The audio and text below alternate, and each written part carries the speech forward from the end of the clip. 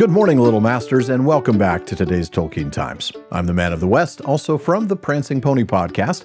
Now, for the first few weeks of this series, we've been continuing in A Long Expected Party. We're nearing the end, as in last week's reading, Bilbo has left Bag End for the very last time. Today, we listen in as Frodo delivers some messages from Bilbo.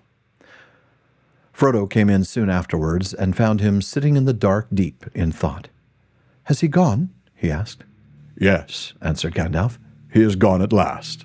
I hoped until this evening that it was only a joke," said Frodo.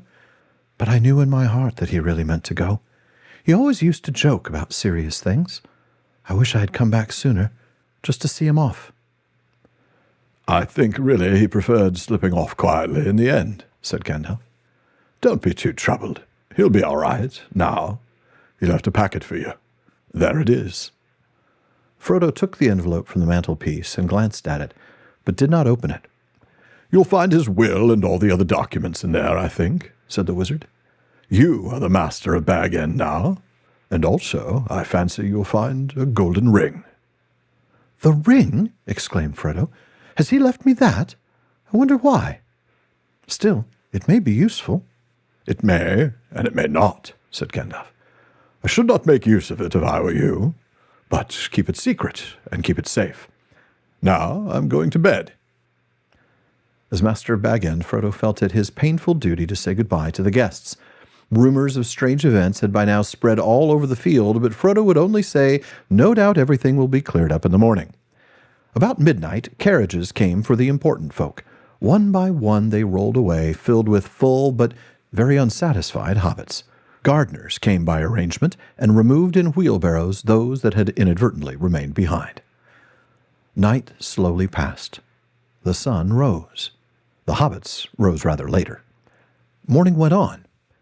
People came and began, by orders, to clear away the pavilions and the tables and the chairs and the spoons and knives and bottles and plates and the lanterns and the flowering shrubs in boxes and the crumbs and cracker papers, the forgotten bags and gloves and handkerchiefs, and the uneaten food, a very small item. Then a number of other people came without orders, Bagginses and Boffins and Bolgers and Tooks, and other guests that lived or were staying near.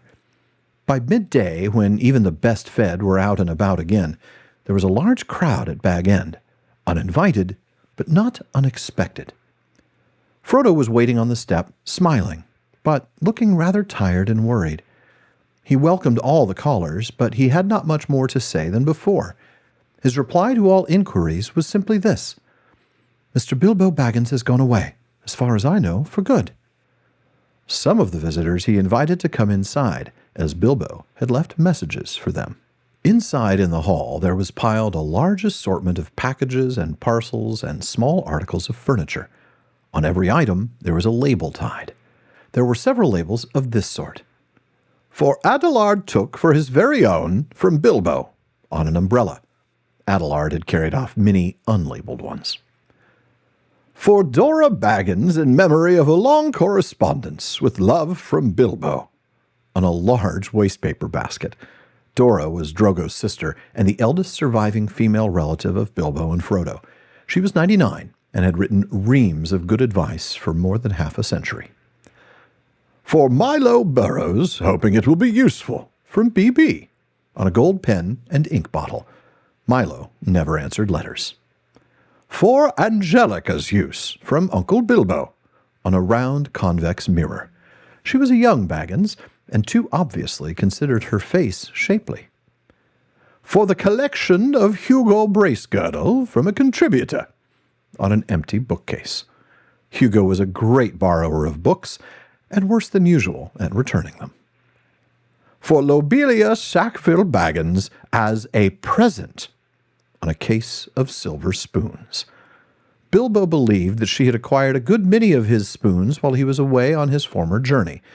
Lobelia knew that quite well.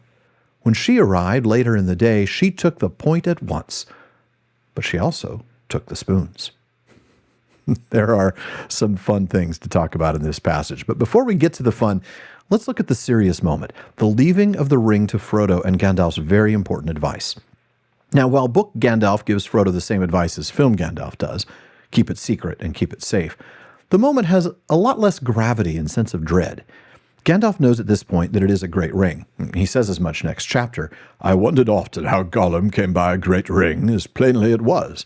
That at least was clear from the first. But it's not until 17 years after this moment that Gandalf returns with a suspicion that it may be the One Ring. But even that knowledge leads him to give Frodo this advice not to use it. As he explains to Frodo next chapter, the great rings, the rings of power, they were perilous. A mortal Frodo who keeps one of the great rings does not die. But he does not grow or obtain more life. He merely continues, until at last every minute is a weariness. And if he often uses the ring to make himself invisible, he fades. He becomes, in the end, invisible permanently, and walks in the twilight under the eye of the dark power that rules the rings. No wonder he wanted Bilbo to leave it behind, and no wonder he wants Frodo to keep it secret and keep it safe. But believe it or not, it's the next paragraph, as Frodo says goodbye to the guests, that I want to spend some time on. There's the passage, about midnight, carriages came for the important folk. One by one they rolled away, filled with full but very unsatisfied hobbits, and then we read, gardeners came by arrangement and removed in wheelbarrows those that had inadvertently remained behind. Now, it's a comical thought, and it's one that I believe Tolkien himself got a chuckle out of. Now, why do I think that? Because of an invitation that he sent out to friends to celebrate Christopher's 21st birthday. And here's the text of that invitation. Professor and Mrs. Tolkien request the pleasure of your company on Wednesday, November 21st, 1945, to assist them in celebrating the coming of age of their son, Sub-Lieutenant C.J.R. Tolkien, RNVR. That's Royal Naval Volunteer Reserve. 6:30 p.m. onwards. RSVP if not coming. Carriages at midnight. Ambulances at 2 a.m. Wheelbarrows at 5 a.m. Hearses at daybreak. That man clearly knew how to throw a party. But it's the snarky notes left for the gifts that get me snickering every single time I read this. Now, I don't know anybody who's ever borrowed my umbrellas and not returned them, and I'm sorry to say I don't write much to anyone. But I think we can all agree that Angelica spends too much time on Instagram and TikTok, and we all know a Hugo Bracegirdle, don't we? But the play on words with Lobelia's gift is genius. She took the point at once, but she also took the spoons. I love that. Folks, thank you for joining me for this week's Third Age Thursday. Now, we still have 2 more Third Age Thursdays to go before we finish this chapter, so be sure to come back. And check out patreon.com/Tolkien Times to learn how you can support the show, get an ad-free feed, join the Content Council, get a bonus episode every week, and more. And join me again tomorrow on today's Tolkien Times for more from the Lay of Lathian on First Age Friday. If you're watching this on YouTube, please like and subscribe. Please follow or subscribe in your podcast apps and follow @Tolkien Times on all your social media. And finally, as Faramir says, go with the goodwill of all good men.